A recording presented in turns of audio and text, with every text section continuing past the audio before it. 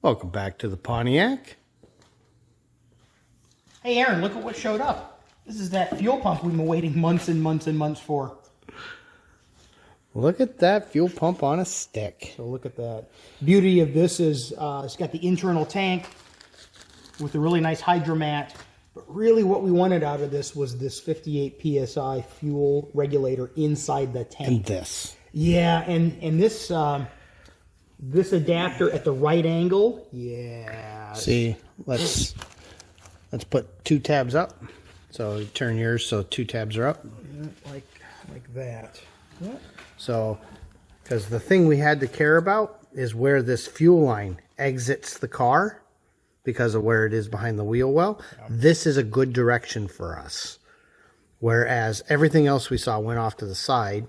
So obviously the pump isn't going the right way. We don't even care about the sender. So we're going to have to cut, and plus the fact we need the pump to be way over here. But we can work on that. That's just tubing. You know, we can deal with tubes. Yeah, so today we're going to figure out how this thing might lay in there. Yeah, and all of this will go away and then see where we go next steps on this. So, look at that. There you go. Finally back to Pontiac videos. So, thank you for finally shipping that, Holly. Okay, we've got this mostly stripped down. And you can see tab here, tab here. So, if I place everything in line, you can see we'll be pointing down the tank like we want on the outside. Obviously, this runs into the sidewall. So, we're just going to cut a big access hole here and put in a blister and take out the tire. Or, you know, we'll cut that and rotate it and get that set up. So that's probably what we're going to do. But we're trying to figure out how we're going to now bring that down, get the regulator down in here somewhere, and then over and the fuel pump in here. So that's kind of what we're working on right now, is visualizing that so that if we have to order any material. So I'd really like the fuel pump to be sitting kind of like that, especially with the angle of the sock. You know, kind of comes down straight. So if this is at an ever slight angle here, that's really going to work out nicely for us, because as you're driving, fuel's always going to want to be back here anyway. But yeah, so you can see we'd really like to place the sock exactly like that. So if our line is kind of coming like this, up and then out and around. So we've just got to figure out what we can and can't do with this material yet.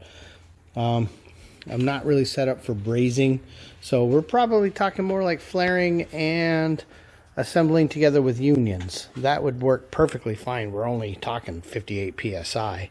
So we'll explore that a little bit.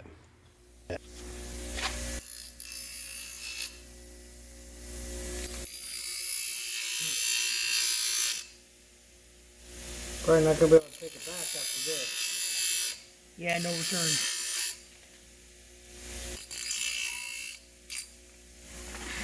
Okay, so all we've done is really thin it down without going into the tube, and now we're just going to kind of break it up, and it'll leave the ugly weld, but it should take this tab off without damaging this piece of tube, because we're probably going to be cutting it right in here, so we want to keep as much as we can. Okay, we're taking a piece of aluminum tube and mocking things up. We have to, when we're working, pretend that the pump and the sock are still on it, and it looks long, but it's for a reason. So what we need to know is, can we get that in? So that end can't touch anything. Turn the pump upside down, bring the pump up, and see it hits. So I've got to be able to bring it down, make sure I can't hit anything, and then drop it. And then we should be able to rotate it and get her in. So now that rod is hanging right here. And we did it in such a way that we weren't bending anything. But there is a finagle. There's definitely a finagle. But we're trying really hard to wind up like that. So this isn't the tube we're going to use. We're still working on how we want to do that out. But it's soft, so easy enough to bend to get our shape. Because the big thing is, we really don't want to cut an access panel if we don't have to. So we're trying to make everything fit through this hole.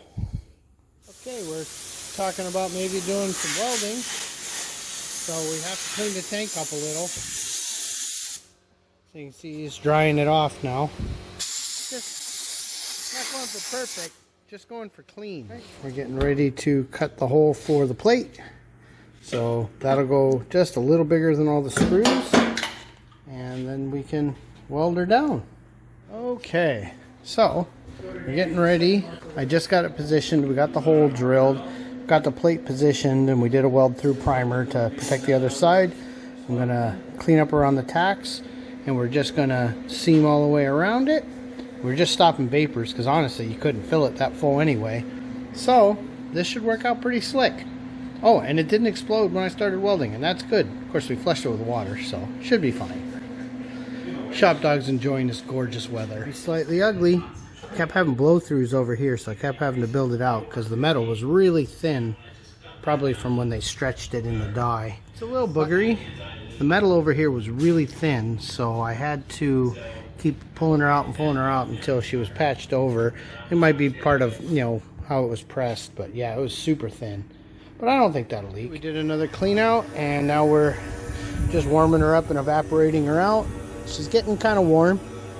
You know, every little bit. We don't want a bunch of flash rust. Next week we'll do the Pour 15 in her, and I think he wants to get some primer going on the outside just to kind of keep things from rusting. All right, just putting down a little rust converter.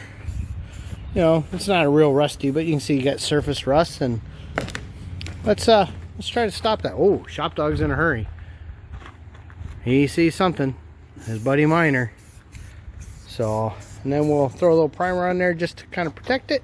It'll be good. All right, and then next weekend, this is what's on the schedule. That's actually been sitting here for over a year, but even though the tank's in pretty good condition, we really want to do that. It creates like a barrier liner inside, and it's just going to extend the life of this tank.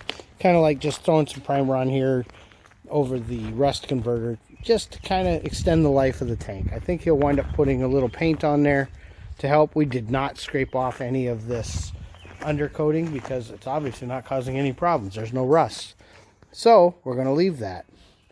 At this point, we've got some stuff on order for finishing off the fuel sender. We're going to use some stainless steel couplings, and we've got it all figured out. So our cut's going to be right there. We are going to wind up just going back. We shouldn't have even bothered popping that off. Now I'm going to have to put new clamps on it, but this is going to work pretty slick, and it's going to be safe.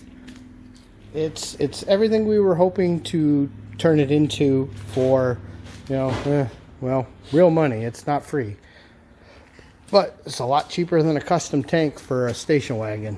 So Shop Dog's getting a little exhausted, so we're going to clean up a little bit, and we're probably calling it. So if this is the end of the video, thanks for watching. That wasn't the end of the video. He wanted to verify that we were happy with the fitment.